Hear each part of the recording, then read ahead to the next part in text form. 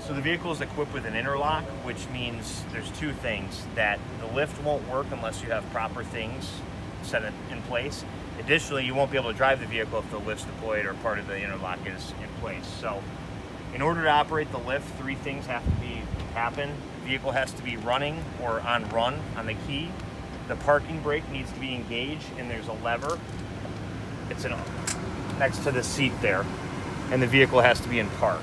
Okay, so if those three things aren't in line, the lift will not operate. And one easy way to tell, and I'll show you that. Another thing, these doors do lock in this position. So if it's a windy day, you don't have that. So there's a lock. You'll feel it when it gets to that position, and you can lock it into position there. Same thing on this door. If these lights are not on the lift will not operate. That means there's no power going to the lift. So something's not right within the interlock. You don't have the parking brake, it's not set to park, or the vehicle's not to run. There is an on-off switch here on the lift. It's okay to keep it on. It does not drain. Because of the interlock, it does not draw power. So it's okay to keep it on, and you see the green light next to it, and that would go off, and so would the lights if I turned it off. So you can't keep that on. In terms of lift operation, it's very important that you keep this hooked up here. If this drops and hits the ground, this whole case breaks, and you can't just buy like the outer case to it. So on the lift itself, there's fold, unfold, and up and down. The first operation that you're going to use when the lift is inside the vehicle is the fold and unfold.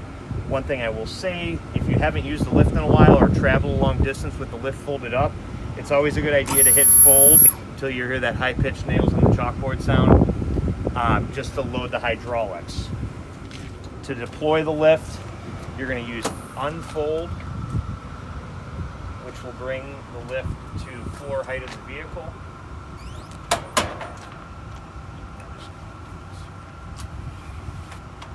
And then down to bring it down to ground height.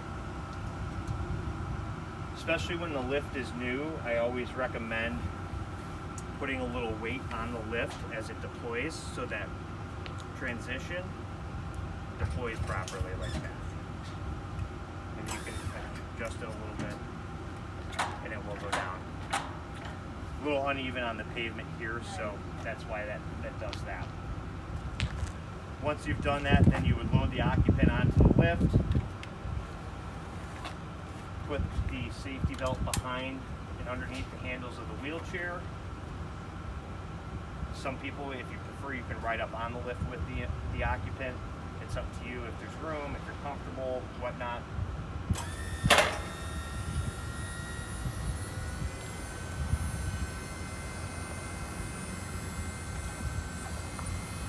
Bring it back to the height of the vehicle. You have a transition there. I'm going to demonstrate a couple of the safety features too right now, so you wonder if certain things happen. It's real important when you're rolling wheelchairs on and off the lift. Be very careful of these mechanisms that are on the side, because those are sensors in there, and if they're not in line, if they get jarred out of place, the lift won't operate because it senses that it's not in place.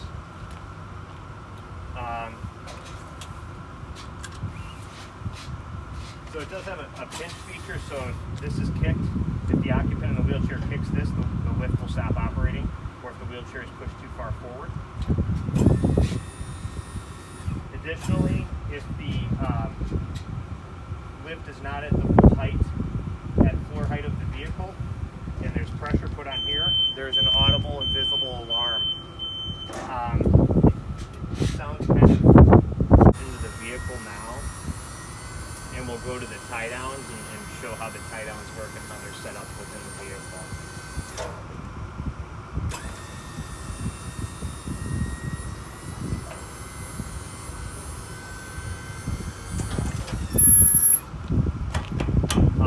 Make sure you unlock these, because you don't want to break the lock mechanism within it, so you got to unlock it. One thing I will show you about these doors, if you need more space, it will open a little further. Oh, wow.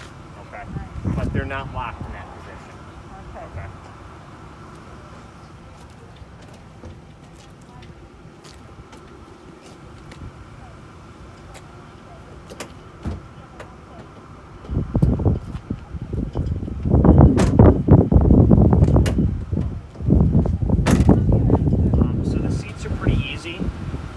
there's a pin that is kind of a lock pin. So in order to remove the seat, you need to pull the pin up on each side and just pull this handle back.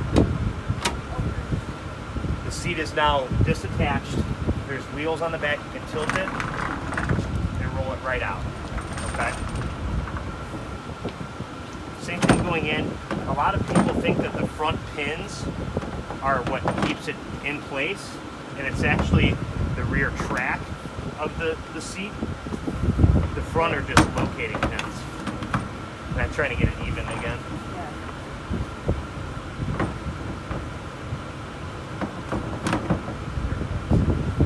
And then to lock them into place, push them forward.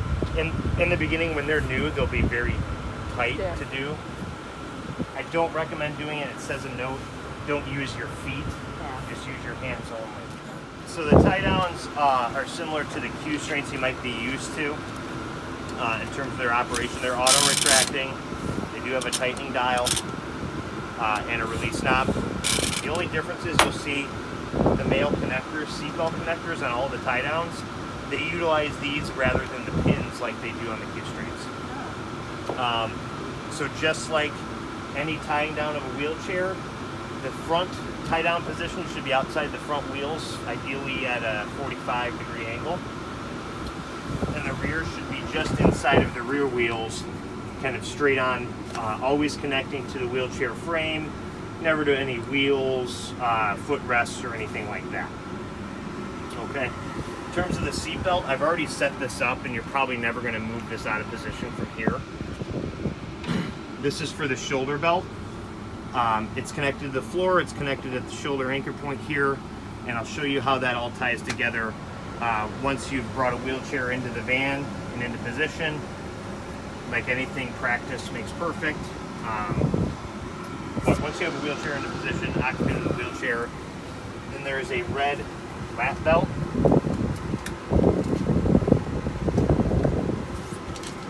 And what I said about the seat belt connectors will make a little bit more sense. These connect back with the back tie downs, such. Then the shoulder belt actually comes across the occupant all the way down to the male connection point here on this side. Conversely, there's one. Everything is double, so it doesn't matter if it's left or right.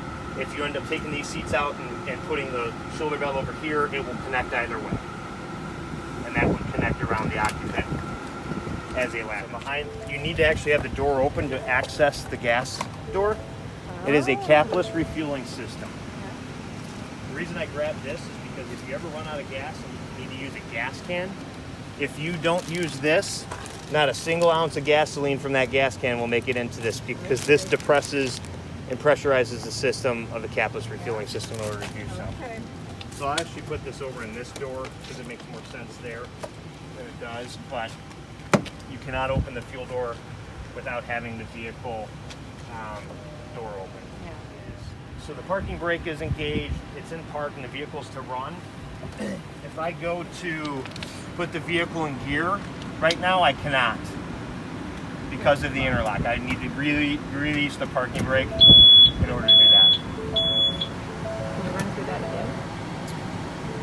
So if all the parts of the interlock, if the parking brake is engaged, it will not let me put the vehicle in reverse or drive or anything like that.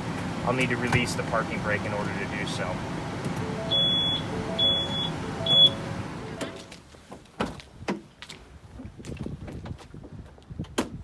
There's a handy little tool right here. This is also your jack for all your jack. And all your jack equipment is underneath the passenger side seat, kind of in the side, right in the step area there.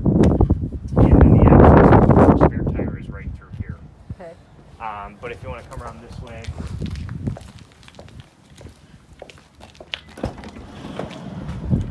for some reason the lift is not operating electrically, you have somebody stuck in a scenario where you need to get them back out of the van or in the van, you see these notches right here. This very much works just like a floor jack. The notches in the end of this fit into the notches of this, and you slowly turn it to the left like you would release the pressure in a floor jack, and it will let it out.